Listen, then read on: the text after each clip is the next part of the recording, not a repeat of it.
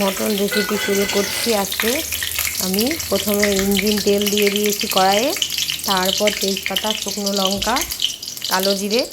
সবাই তোমরা জানো রান্না করতে, তা আমি আজকে দেখাচ্ছি আমার রেসিপিটা। তো প্রথমে ইঞ্জিন তেল দিয়ে নাড়ানাড়ি চলছে, তারপর শুকনো লঙ্কা, তেজপাতা দিয়ে ভাজাভাজি চলছে। এবার পেঁয়াজটা দিয়ে দেবো। পেঁয়াজটা দিয়ে নাড়াচাড়া করে পেঁয়াজটা ভাজাভাজি চলছে। এবার পেঁয়াজটা ভালো করে ভেজে নিয়ে তারপরে ম্যারিনেট করা মাংসটা দিয়ে দেবো। তারপর ম্যারিনেট করা মাংসটা দিয়ে দেবো।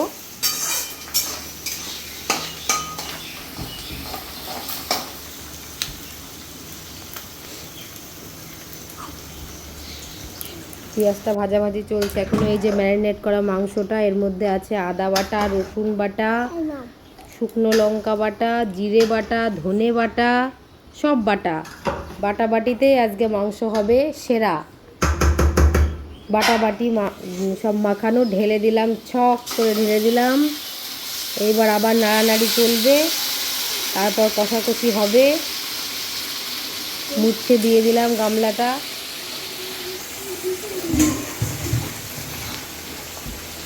এবার নেড়ে চেড়ে ঢাকাঢাকি করে দেবো।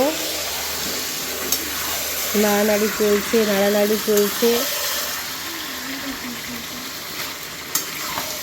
মাংসটা একদম সেরা মাংস, সব সিনার মাংস, ভালো করে বাজারে গিয়ে বাছাই করা মাংস, একদম সেরা সিনার মাংস। খাবো আজকে জম্পেশ করে।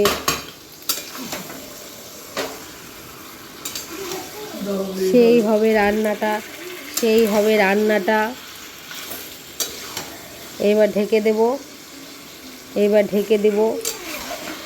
যদি আমার ভুল টুল হয় আপনারা একটু দেখে শুনে নেবেন। নতুন চ্যানেল খুলেছি আমি, মা Durga kitchen, blog and kitchen. এদিকে চলছে বাসমতি চালের ভাত, গরম গরম সরু সরু চালের ভাত আর পাতলা পাতলা খাসির মাংস দিয়ে একেবারে একদম খেয়ে নেব।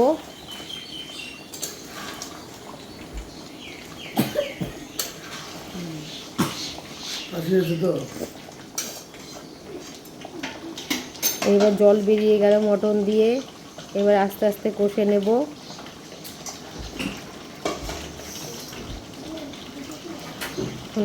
কষাকষি হচ্ছে, জল বেরোচ্ছে। এই ভাত হয়ে গেছে, ভাতের ফ্যানটা ঝেড়ে নিলাম। আমরা সবসময় গরম গরম খাই, সেজন্য গরম গরমই রান্না করি। গরম গরম খাওয়ার স্বাদই আলাদা।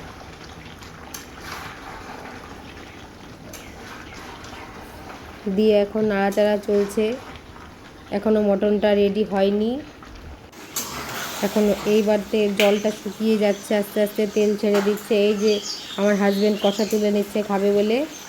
টপাটপ খেয়ে নেবে কষা, একদম টপাটপ কষা মাংস খেয়ে নেবে। তারপরে গরম জল ঢেলে দিব।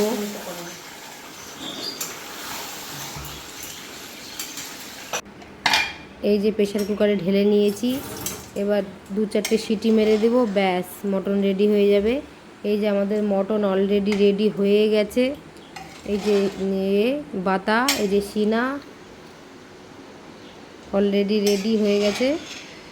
তো এবার আমরা এখন লাঞ্চ করব।